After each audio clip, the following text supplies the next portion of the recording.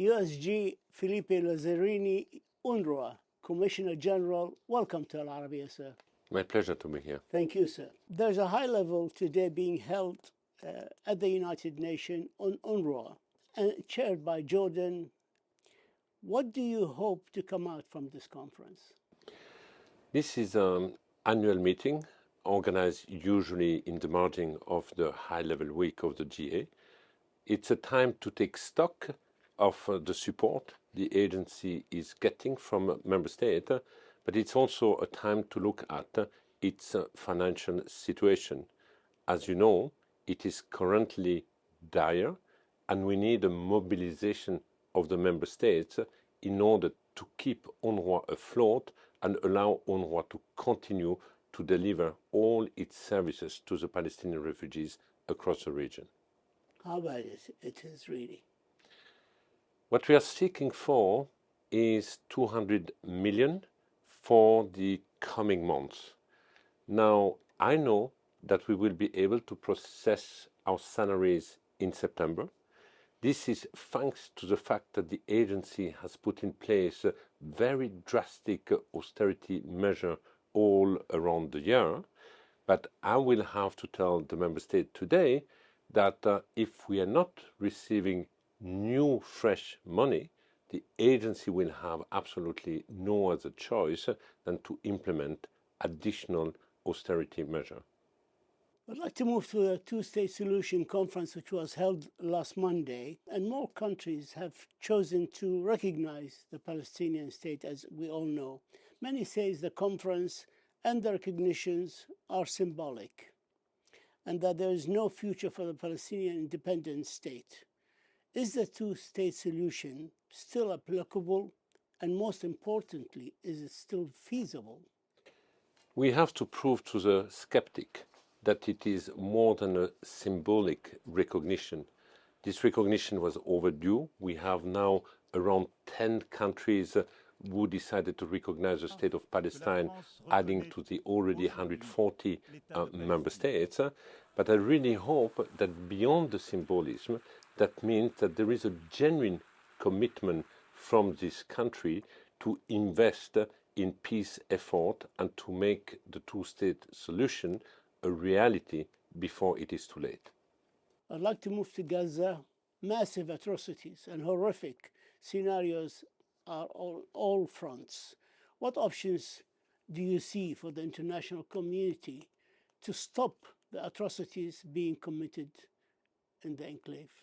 Well, if these atrocities have unfolded under our watch, it's, I believe, for two reasons. Because impunity has prevailed completely, but also because of a lack of compassion. We are today witness not only of large-scale atrocities that recently the Commission of Inquiry of the United Nations described as genocide. A number of Israeli scholars and NGOs describe it as a genocide, and at the same time we are also confronted with a man-made famine. The more we let it go, the more this will remain a stain in our collective conscience, which I have no doubt will haunt the generation to come. The Gaza war has devastated UNRWA's schools, clinics, facilities. How is the agency ensuring continuity of its services now? You're right. We had 370 of our colleagues who have been killed. We had more than 90% of our installation which have been either completely destroyed or damaged, and we are also constrained when it comes to the provision of humanitarian assistance. And as you know, there are even two bills from the Israeli parliament preventing UNRWA to properly operate in the occupied Palestinian territory. But despite that, thanks to the commitment of our staff, we have 12,000 personnel still in Gaza, and against all odds, they continue to provide access to primary health care, access to clean water. They continue to manage shelter for thousands of families seeking refuge. They continue to be involved also in preventing communicable disease. So while the agency is provided to to deliver food assistance in a situation of famine, we continue to be operational in the other fields of activities. You mentioned the staff, and I would like here to give tribute to the staff and their perseverance with what's happening. How are they faring under the bombing, the killings, the destruction and starvation affecting not only the people of Gaza, but affecting your own staff? It is affecting our own staff, it is affecting the caregiver, it is affecting the journalists reporting the atrocities of this war. And when you have the caregiver being impacted also by hunger and the devastation of this war, that also means that the broader humanitarian architecture to support the people of Gaza is also slowly but surely crumbling. How is the agency addressing mental health and trauma among refugee children, especially in Gaza?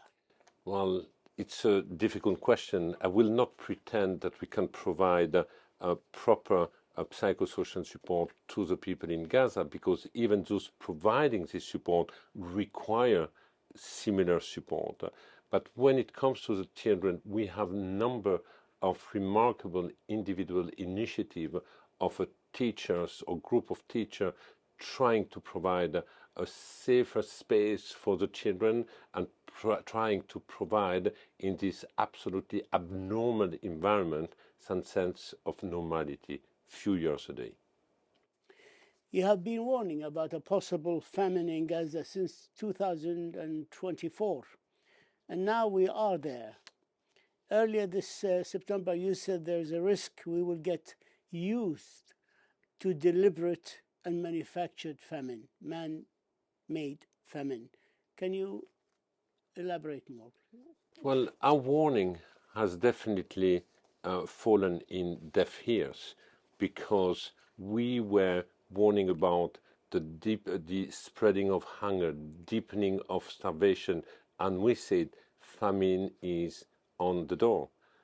Now, a few weeks ago, the famine has been declared by the world expert on nutrition.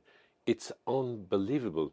Gaza, imagine Gaza, a society of merchants, a society which is so close to the abundance of food, all of a sudden victim also of the famine. We have reportedly now more than 400 people who have died because of the famine. And on top of that, we have thousands of people who have been killed while desperately seeking for food assistance. And yes, my fear that we start to get news is unfortunately also becoming reality.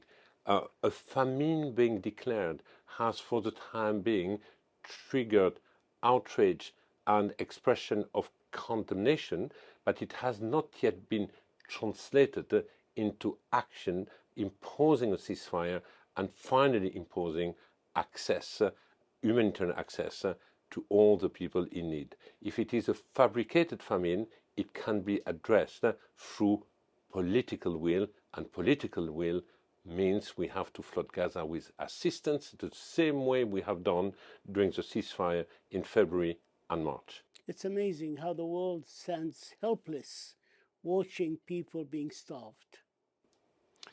I think people in the street, public opinion, feel helpless. But I remain convinced that government decision maker should not feel helpless, because in many other contexts in the world, when they witness what they see, they have a toolkit that they can start to implement. There are about 660,000 children in Gaza who are not going to school this autumn. And this is the second autumn they haven't been going to school. What is the effect of this on their morale, on their future? It's absolutely heartbreaking. It's not only the second year in a row that they are not going back to school, but remember, before we had COVID. So in reality, this generation of children have suffered of proper education for about 4 years. We are on the brink of losing completely a generation.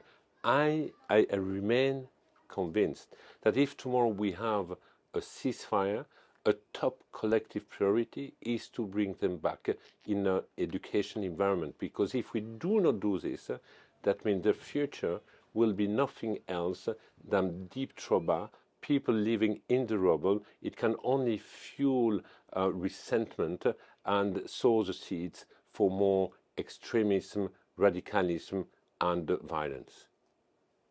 What are you able, as UNRWA, to do now with all the restrictions, with all the destructions of your facilities, schools, and what are you really able to do? Now, we have UNRWA in Gaza and UNRWA across the region. Across the region, in Lebanon, in Syria, in Jordan, our activities are running. Our schools are open, our primary health centers are open, and we deliver critical services to the population. Now, when it comes to the West Bank, the same. We have reopened our school despite the presence of international staff, and all our health centers are properly running.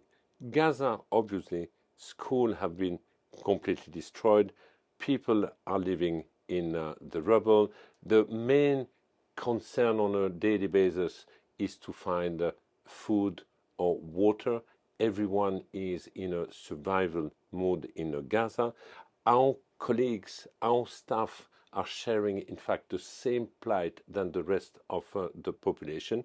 But despite that, they are capable to continue to provide access to primary health. We have about 10 to 14,000 daily consultation being provided through mobile clinics or still remaining clinics.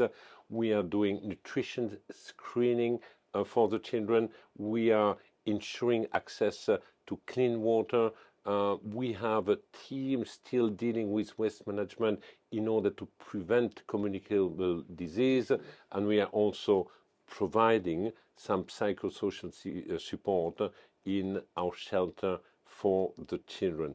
Basically, against all odds, our colleagues still succeed to alleviate somehow the extraordinary suffering the people are going through. UNRWA neutrality has been called into question. Some 15 countries have cut or reduced their funding. Most of them have come back. You also faced attacks in the media and demands for your resignation from Israel, which has restricted your entry visas. Did you think at any time your life was in danger? And how do you look back at this period of your great career as a humanitarian? No, I did not feel at any time my life would be in danger. I'm much more concerned about the life of my colleagues in Gaza, who are really exposed to life-threatening situation constantly, day and night. Now, you're right. There have been a number of attacks against the agency, against myself, but I kept saying, don't make the mistake to believe that these are just attacks on UNRWA. These attacks on UNRWA are politically motivated to start with. They are attacked because the ultimate objective is to strip the Palestinians from the refugee status. But we have seen later on that other agencies or anyone speaking out, promoting, in fact, international humanitarian law, anyone informing and drawing the attention about famine or the atrocities have also been under similar attack or disinformation campaign. Now, looking back, I have never ever seen such a brutality, such a demonization and dehumanization of a population. In fact, the Palestinians have been completely devalued, and what I'm struck the most is this extraordinary lack of empathy and compassion. The United Nations General Assembly is scheduled to renew the UNRWA mandate in December this year, after, of course, it expires in the 30th of June of 2026, with funding issues and Israel's effort to obstruct UNRWA in Gaza and the West Bank. How contentious do you think the renewal will become? And do you think there is any chance UNRWA will not be renewed at all? No, I truly believe that the mandate of UNRWA will be renewed. Look at the New York Declaration of last week. There is a central role, in fact, being given to UNRWA, and it is also clearly highlighted the indispensable function the agency is carrying on. So I really expect that the mandate will be renewed. There is no reason that this will be questioned. My fear is that it might be renewed, but without matching resources being provided to the agency. We have to make sure that it is not just a rubber stamp exercise. We have to make sure that if we continue to be considered as essential, that the resources, because we should never forget we depend on voluntary contribution, be provided to the agency. You know that I went a few weeks ago to Cairo to the ministerial meeting of the Arab League, and I have also advocated with the countries of the region to make sure that their political support be also translated into generous resource. I have reminded that in reality it's not just the traditional donor base or the withdrawal of the US which put UNRWA in the situation in which we are, but we have also seen a significant drop of contribution from the Arab country to the agencies by 90% between 94 and 95, ending up, as of today, to only 3% of the income of the agency. It's a big decrease in funding by 90%. Were you given any reason for such a drop in financing UNRWA? There can be many reasons. Now, we have not ended the year, so I really hope that the conference of today will yield some surprise, positive one. I really hope that between now and the end of the year, we will find ways to bridge the financial gap.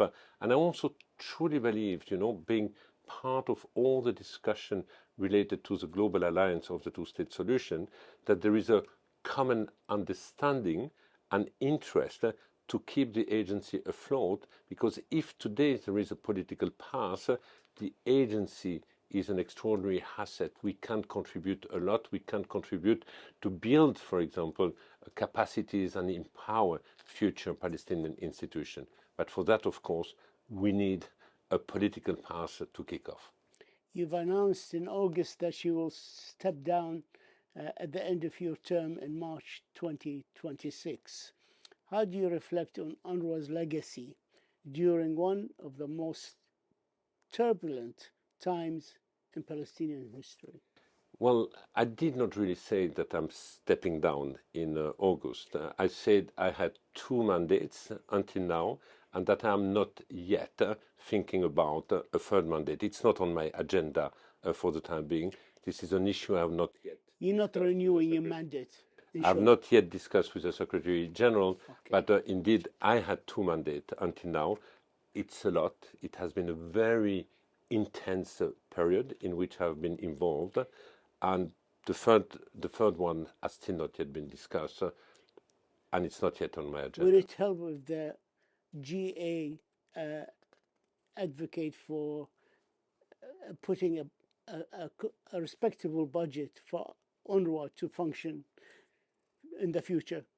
In an ideal world, that's exactly what we need. But I do not believe that at the time of austerity, at the time of the UNAT, that there will be a lot of fiscal space to significantly increase the part allocated to UNRWA within the UN budget. Hence, the importance that member states remain committed to the agency. USG Philippe Lazzarini, UNRWA Commissioner General, we thank you for your services to the Palestinian refugees and for your dedication to the humanitarian work in Palestine. We thank you for this interview as well and for your insight, and we wish you the very best of luck, sir. Thank you for having me. Thank you. Thank you, sir.